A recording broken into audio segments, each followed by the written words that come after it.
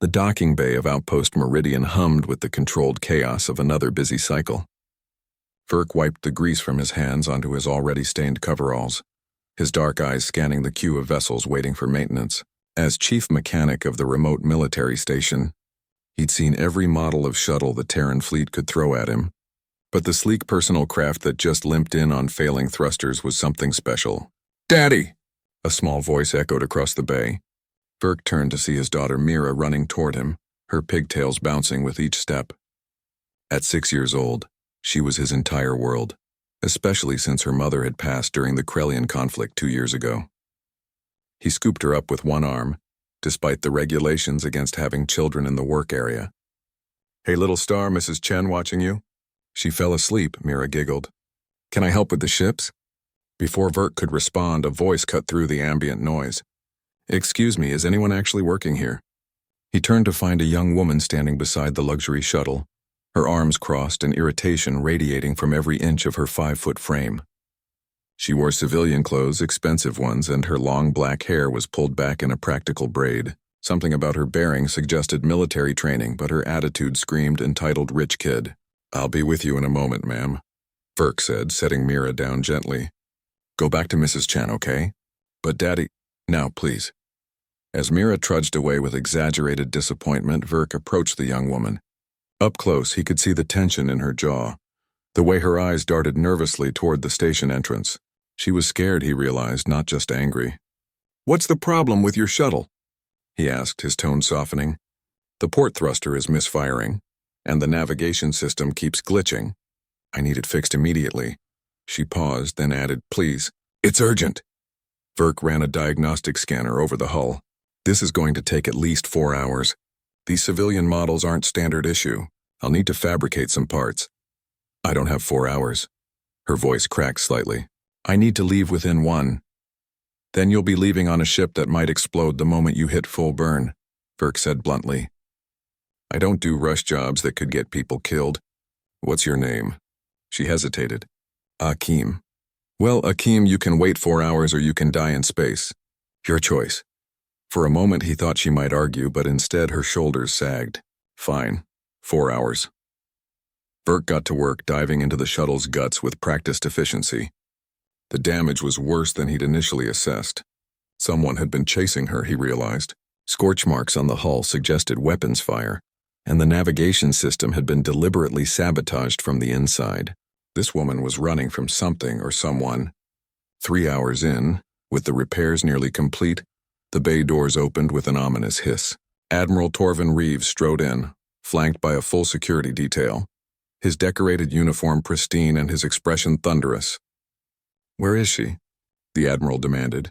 Verk straightened slowly, wrench still in hand. Admiral Reeves was a legend in the Terran fleet, the man who'd turned the tide against the Krellian armada.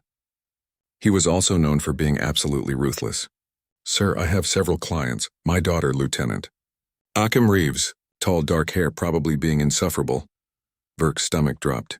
He glanced at the shuttle where Akeem had been waiting in the cockpit, pretending to read. She emerged slowly, her face pale.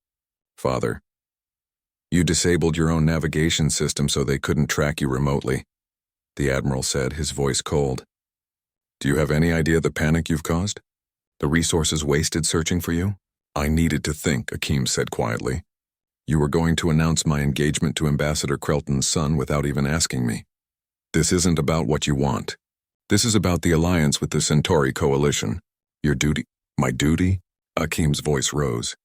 "What about your duty as my father? When did I become just another piece on your strategic board?" The Admiral's face reddened. "Lieutenant Verk, I'm commandeering this bay." "You're dismissed." Verk should have left, should have grabbed Mira and walked away from whatever family drama was unfolding. But something about Akeem's desperate expression, the way she'd crumbled when talking about having no time, made him speak. "With respect, Admiral, I can't let you take this shuttle." Every security officer's hand went to their sidearm. The Admiral turned slowly, his eyes ice.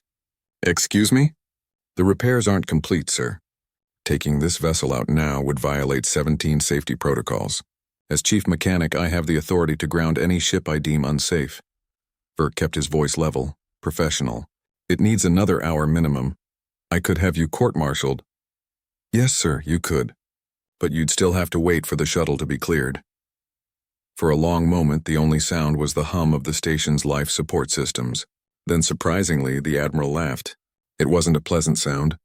You know what the worst part of command is, Lieutenant? Finding people with actual integrity. They make everything complicated. He turned to Akeem. You have 1 hour with your mechanic friend here. Then we're having a conversation about your future.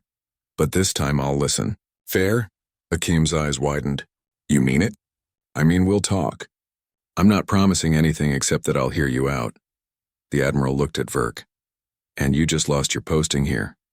Effective immediately, you're being transferred to the main fleet yards at Luna Station. Triple the pay, better schools for your daughter, and a position where standing up to admirals is actually part of the job description. Verk blinked. Sir, I consider it a reward for doing the right thing even when it was stupid. The Admiral's expression softened fractionally. My wife would have liked you. She always said the fleet needed more mechanics and fewer politicians. As the Admiral left with his security detail, Akeem approached Verk, a genuine smile breaking through her earlier tension. Thank you, she said, for the repair, and for giving me time. Verk shrugged, already thinking about how to tell Mira they were moving to Luna. Just doing my job. No, Akeem said firmly. You did much more than that.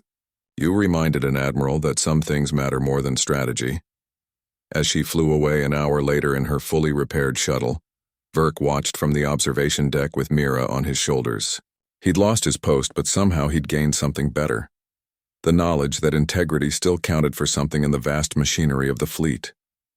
And maybe, just maybe, a new beginning among the stars.